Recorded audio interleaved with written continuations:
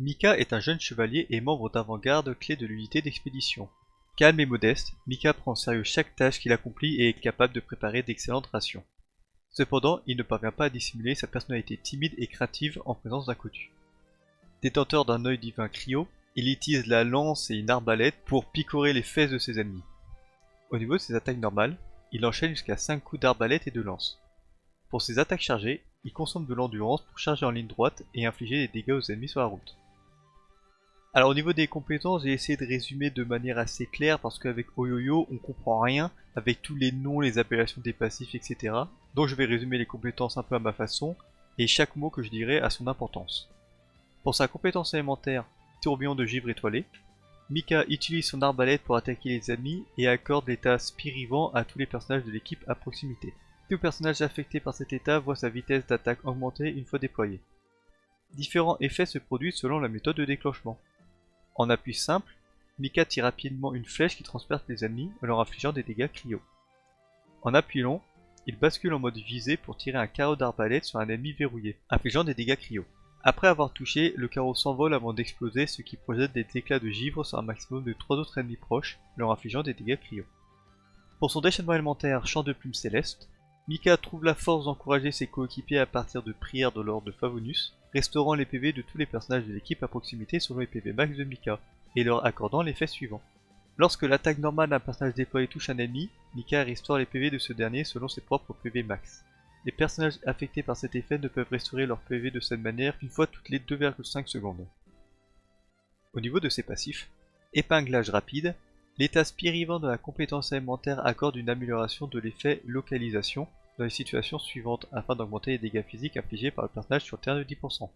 Si la flèche touche plus d'un ennemi, chaque ennemi supplémentaire touché accorde un cumul de localisation. Lorsqu'un carreau d'arbalète touche un ennemi, un cumul de localisation est accordé. Chaque éclat de givre peut déclencher cet effet une fois. L'effet localisation de l'état spirivant peut être déclenché 3 fois au maximum. Vous commencez à comprendre pourquoi c'est un peu le bordel et que je dois le résumer d'une autre manière. Son deuxième passif, cartographie géomorphologique. Lorsqu'un personnage déployé est affecté simultanément par l'effet du déchaînement élémentaire et par l'effet spirivant de la compétence élémentaire, inflige un coup critique, l'état spirivant lui accorde un cumul de localisation. L'état spirivant peut accorder un maximum de 1 cumul de localisation de cette manière. De plus, le nombre maximum de cumuls de localisation pouvant être obtenu grâce à l'état spirivant augmente de 1. Allez, beaucoup de blabla pour pas grand chose. Bon, étant donné que c'est un 4 étoiles, je vais vous présenter ses constellations. Nous avons sa première constellation. L'état spirivant créé par la compétence élémentaire permet de diminuer l'intervalle des soins du déchaînement élémentaire d'un pourcentage équivalent au pourcentage d'augmentation de vitesse d'attaque de l'état spirivant. Donc ça augmente en fonction du niveau de la compétence élémentaire. Son deuxième passif. Lorsqu'une flèche touche pour la première fois un ennemi ou lorsqu'un carreau d'arbalète touche un ennemi, un cumul de localisation est généré. La constellation 3 augmente le niveau d'aptitude de la compétence élémentaire de plus 3. Pour la constellation 4, lorsque l'effet de soin du déchaînement élémentaire de Mika soigne un personnage de l'équipe, Mika récupère 3 points d'énergie élémentaire. L'énergie élémentaire peut être restaurée 5 fois pour la durée de l'effet. La constellation 5 augmente de 3 niveaux le déchaînement élémentaire. Et pour la dernière constellation, elle augmente le nombre de cumuls de localisation pouvant être obtenus grâce à l'état spirivant de 1. De plus, les personnages déployés affectés par l'état spirivant voient les dégâts critiques et leurs dégâts physiques augmenter de 60%. Et ça c'est vraiment pas mal. Enfin voilà, c'est 6 quoi.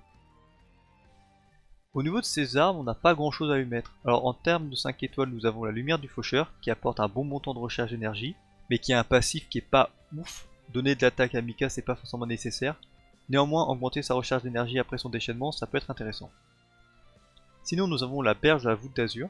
Cette arme sera jouée pour sa recharge d'énergie, et le passif, il sert à rien. Vitesse d'attaque et taux critique sur Mika, c'est pas intéressant.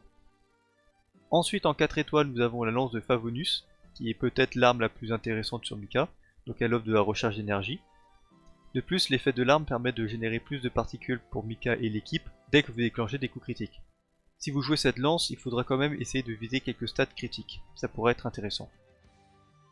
Sinon dans les armes free-to-play nous avons la prise, qui donne un bon montant de recharge d'énergie.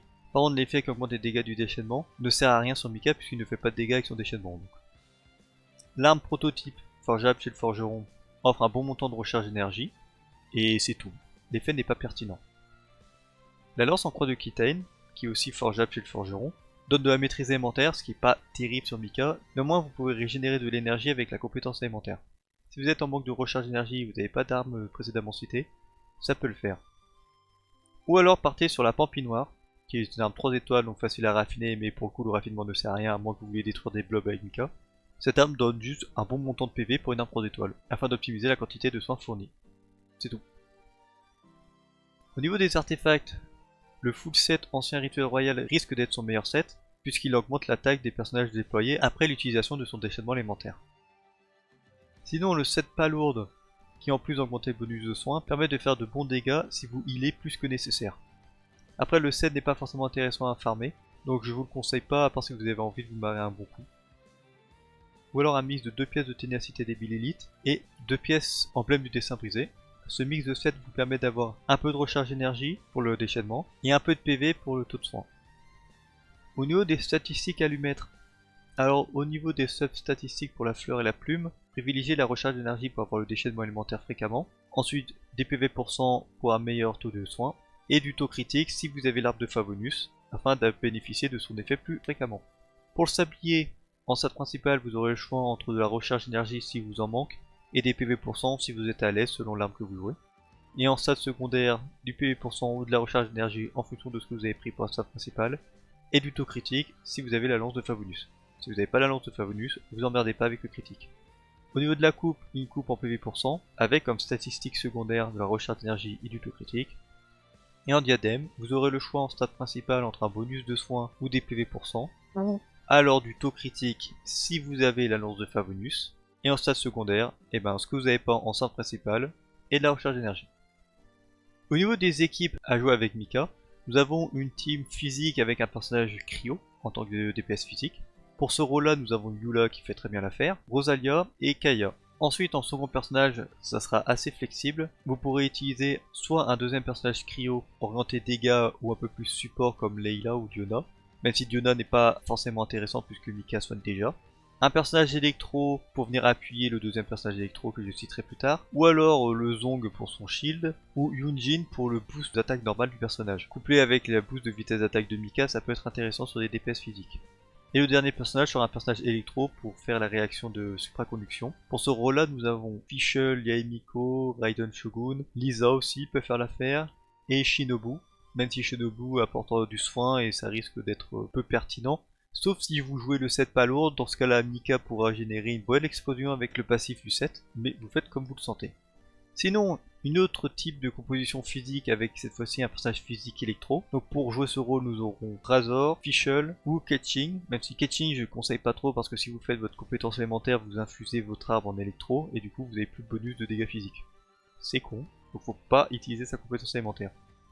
Ni son déchaînement élémentaire du coup. En fait, Ketching physique, je sais pas à quoi ça sert, peut-être au début du jeu. Sinon, vous utiliserez un personnage cryo, orienté dégâts, comme par exemple Rosalia ou Kaya, ou alors orienté un peu plus soutien, par exemple Layla ou Diona pour son bouclier. Et en dernier personnage, c'est assez flexible, c'est en fonction de ce que vous avez et de ce que vous préférez jouer. Donc soit vous partez sur un personnage électro pour appliquer un peu plus d'électro, un second personnage cryo si votre DPS électro applique suffisamment bien l'électro, ou alors le Zong pour son bouclier, et Yunjin pour le boost d'attaque qu'elle peut fournir, couplé au bonus de vitesse d'attaque de Mika, blablabla. Et pour finir, une team qui m'a l'air ma foi fort sympathique et plutôt fun à jouer, je l'ai appelée la team mitraillette, puisqu'avec cette team, nous avons Mika qui augmente la vitesse d'attaque, Yunjin si vous l'avez C6 elle va augmenter la vitesse d'attaque du personnage déployé, si vous n'avez pas sa C6 c'est pas grave, elle booste quand même les attaques normales du personnage, Jin si vous avez la chance d'avoir sa C2 elle augmente aussi la vitesse d'attaque du personnage déployé, sinon vous pouvez utiliser le Zong pour avoir de la protection. Et en tant que personnage DPS, vous allez utiliser tous les personnages DPS qui se basent principalement sur leurs attaques normales. Par exemple, Nomad, Yoimiya, Yoimiya ça va être débile à voir, et Ayato, puisque sa compétence élémentaire est considérée comme des attaques normales. Cette team, elle est juste là pour le fun. Je sais même pas si elle est performante, mais en tout cas, taper à la vitesse de la lumière, ça peut être rigolo. Alors, au niveau de son apparence, je trouve qu'il est moche, et son application dans le jeu, je trouve qu'il sert à rien. C'est un soigneur cryo, on en a déjà, il suffit de regarder, Chichi soigne mieux, et Diona peut apporter un shield. Le boost de vitesse d'attaque peut être amusant. En plus, comme Oyoyo est en train de tuer petit à petit le physique, je trouve que Mika il apparaît un peu au mauvais moment, il aurait dû apparaître un an avant, presque en même temps que Eula. Je vois pas trop à quoi il sert, cependant il y a toujours moyen de s'amuser avec lui, dans des teams mitraillettes par exemple. Mais qui sait ce que l'avenir nous réservera avec Fontaine et les autres personnages qui vont sortir. Peut-être que ce sera un must-have. Mais pour l'instant, bah, je le trouve pas ouf. Mais invoquez-le pour son potentiel.